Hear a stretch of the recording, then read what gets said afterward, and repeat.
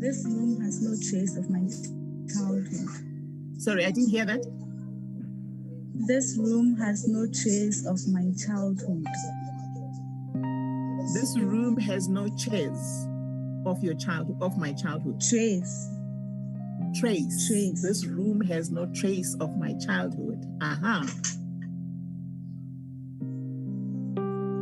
This room is lost in my chest, says Kali. And somebody says, I'm in a car right now. I'm not in a room. Can you think about that car as a room? This room is full of memories.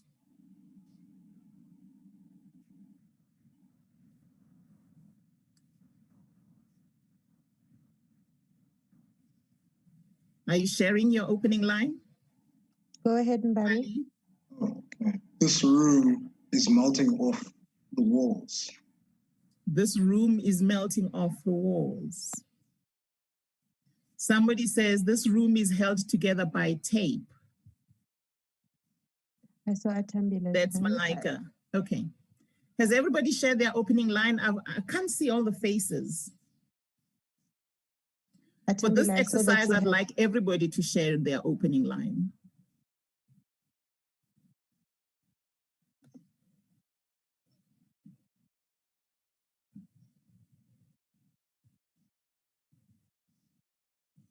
This room is spilling out. That's Koleka. Veli, this room is a hole in the floor. For this exercise, I'd like everybody to share their opening line.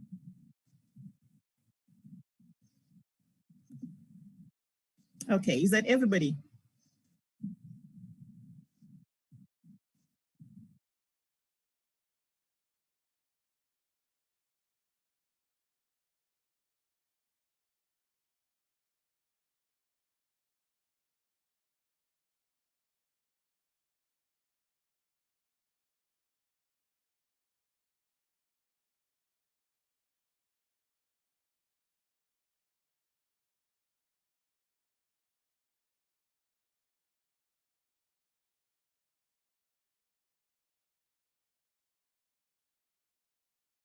Is on objects. I'd like you to just remember that and say, if I were to go home tonight and finish off this poem and remember the exercise, how many other objects would come into play and what would they be doing and what feelings would be coming through?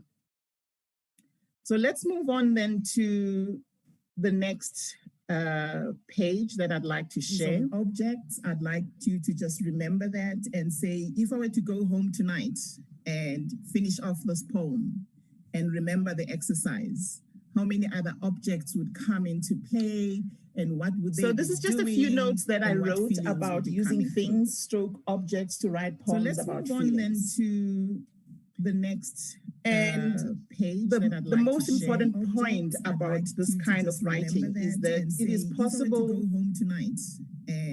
for a poem to express feelings without how many other objects would come into expressly and what would they stating those feelings. You know, you can express love without saying I'm in love, without ever using the word love. You can be mad or sad in the poem. The poem can be mad or sad. Let me put it that way, because it doesn't have to be you. The poem can be sad or mad without it saying I am sad or mad. And you can use the object to do things, and then you just get that feeling. Oh, you can express what's happening here. It feels mad without ever using the word love. And one of the lines that I have had guide me a lot is good poetry is more about questions than answers, because it doesn't have to be you. The poem can be sad or mad. For me personally, when I see a poem that gives me answers, I just think, oh, and then what am I taking away from this poem? because you're just telling me stuff. And when I read poetry, I like to read poetry that makes me feel and think, and I extend it somewhere else because there are no clear answers. Personally, when I see a poem that gives me answers, so I just think that's just one of the things that's general. It's not necessarily about this kind of poetry, but it also applies because, and for instance, if we take poetry, Garden and Spices, if you don't like any of those things, when they're flying off to the ceiling fan, you're thinking, there are no what's happening here? These things irritate me. They may as well fly off the ceiling fan and disappear. So the feeling that's going to come out for you today is a very different feeling from somebody who might love spices, love onions and garlic, and when they fly through the ceiling fan, they're looking at them with a smile. And so that feeling for that person would be different to the feeling that the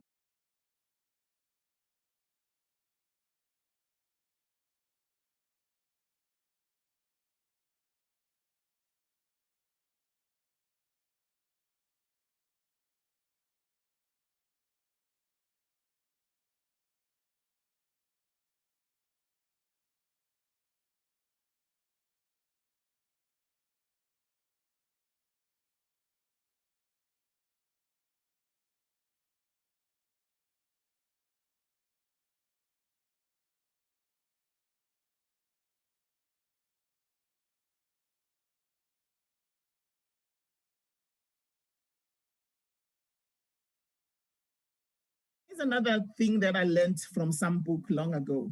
Learn the names of things. This is very specific to this kind of poetry. If you're going to be using objects, sometimes there are things around you and you think, what do we call that? I've never thought of a name for that. So if you are interested in practicing this kind of poetry, be deliberate about learning the names of things. From some book long ago. And the other thing is essential details matter. Very specific to this kind of no poetry. Spare words. If you're going to be using that objects, should be spare, not spares. Sometimes there are things around you and you no think, spare words or no spares. Never thought of a name for that. It's also important when you're thinking about this kind of poem and you think, okay, I'm going to use this object and this object. What's this one doing? What's that one doing? Is there anything that's unnecessary, that's extra? If there is, by the time you're done, delete it.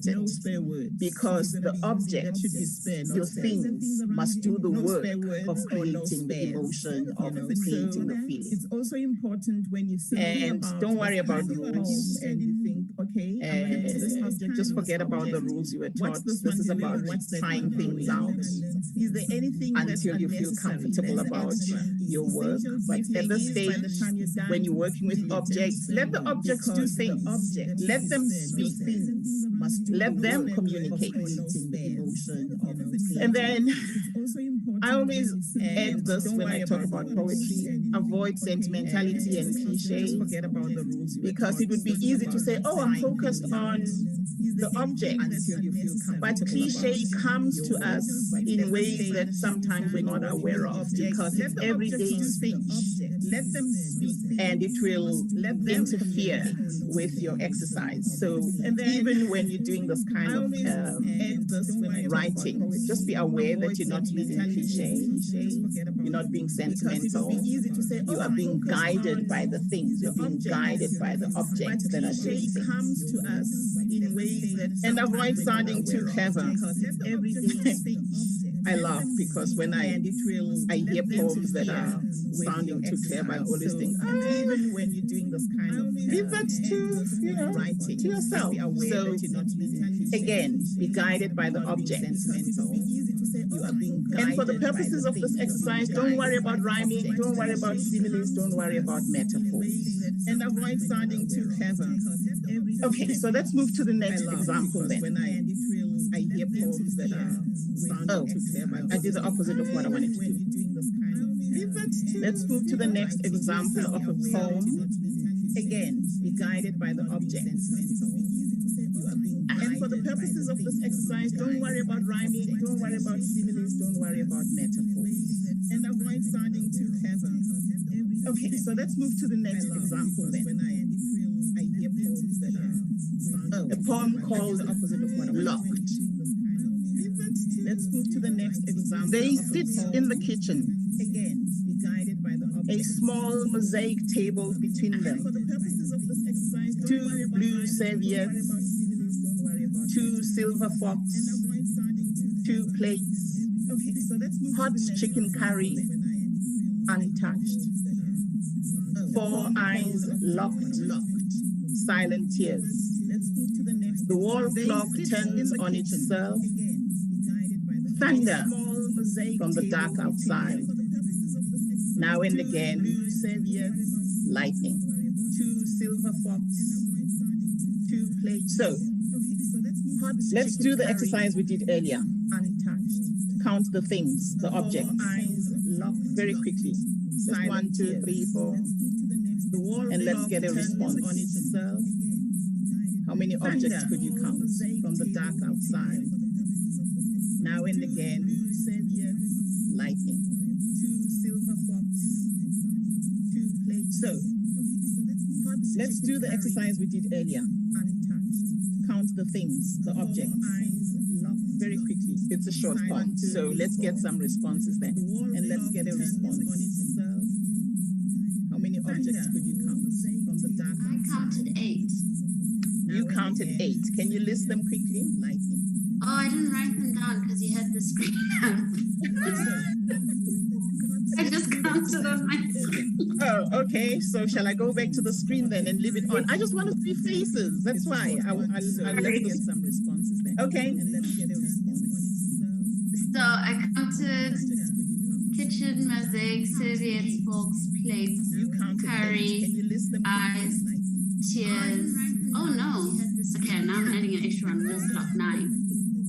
I just counted on my screen. Oh, okay. So shall I go back to the screen then and leave it on? I just want to see faces. That's why. Anyone else would like to share their number? Okay. And the list of their objects? So I counted 11. The table, serviettes, forks, plates, chicken curry, eyes, the wall clock, thunder, and lightning. Uh-huh. Oh, okay. So shall I go back to the screen? Anyone else would like to share? Anyone else would like to share their number? Okay. And the list of their objects? I counted. Okay, 11. so from 8 to 11. I didn't count them. And I wrote the poem. So the question for me is, what feelings come out when you read this poem? Anyone else would like to share? Anyone else would like to share their number? And the list of their objects? I think so. When I Okay, so from 8 to read 11. the poem, there was like a feeling of kind of like And I wrote the poem. isolation. A feeling of Uh, isolation for me is, Yeah, especially with come out when you kind of this poem? like two people sitting, but eyes locked, and like kind of like the tears, and then as well as like a chicken curry untouched. I think for me, food is a lot more like read the poem. It's one of those shared experiences, so I think it is quite like isolating. Yeah, saying anything, you're just sitting alone, like kind of sitting with somebody, but like two people. You're not saying anything, you're not sharing anything. Eyes locked. It's just quiet, and it's just kind of like the tears, and then as well as like a chicken curry untouched. I think for me, Any other feelings? It's one of those shared I felt experiences. anger It's quite like and arguments, unsaid saying anything, things you're just sitting between alone, two people like, kind of sitting with who were somebody, but, supposed like, to be happy not and saying anything, having you're not dinner, sharing anything. but it Eyes didn't go locked. so It's well. just quiet. It ended up in an argument. Yeah. What object took you to anger? Eyes locked, untouched chicken curry, and lightning and thunder between two people who were supposed to be happy and Anyone having else? dinner, but it didn't go so well. It ended up in an argument. Yeah. What object? No one else. To anger. Okay, so let's try the exercise. Eyes locked, Yes. untouched. I was gonna say, it made me feel like some kind of tragedy had struck or something. Like just, Tragedy has struck. Yeah. Is there an object that spoke to tragedy for you? I think it was there's something about the untouched. No one else. I mean, like as in the way it says hot chicken curry and then untouched, like as if you know, bekphakiwe and then kwafika umphanga or something. Like something interrupted the about to be enjoyed chicken curry. Spoke to tragedy. Okay. I think it was there's something about the untouched. I got a little bit. I mean, like as in and the way it says hot chicken curry. I got the feeling that there is love between whoever the people are because they're staying despite the fact that it's thunder and there's separation. Like something interrupted the about like there's love chicken curry. The fact that they stayed. That they stayed in the space with all the tension between them. I got a little bit. Okay. That for you spoke to love. And that the table between them is the disagreement. And something about the plate that's not described, the color that's not described, feels like there's a long history between them as well. But like a misunderstanding of something can be described and other things can't be described. They stayed in the space with all the tension. The frustration of not knowing the color of the plate as well. You know? That for you spoke to love. That's so interesting. Needing to insinuate. Okay. Something about the okay. That's not described. The Is somebody else wanting to speak? Like there's a long history between them as well. Okay. So let's then try working with this first line. They sit in the kitchen. So there's the frustration of not knowing. Like we did with this room. That's so interesting. They sit in the kitchen. Okay. Your pen. Okay. Your paper. Is somebody else? They sit in this kitchen. So what follows that? So let's then try working with this first line. They sit in the kitchen. When we did this room, we created like an alternative opening line. This room, da da da da. So they sit in the kitchen. What's next? Okay. Your pen. Okay. So take your time. They sit in this kitchen. Let me time us. So what follows? Play around. Maybe have 3 alternatives, and then an alternative that you'd like to share. We created. They sit in the kitchen. Opening line. This room. Da da da da. So they sit in the kitchen. What's next? Okay. Your pen. Okay. So take your time. They sit in this kitchen. Let me time us. So what follows? Play around. Maybe have 3 alternatives, and then an alternative that you'd like to share. We created. They sit in the kitchen. Opening line. This room. Da da da da. So they sit in the kitchen. What's next? Your pen. Okay. So take your time. They sit in this kitchen. Let me time us. So what follows? So just raise your hand when you think you have maybe have 3 a line that you'd like to share, so I know when people are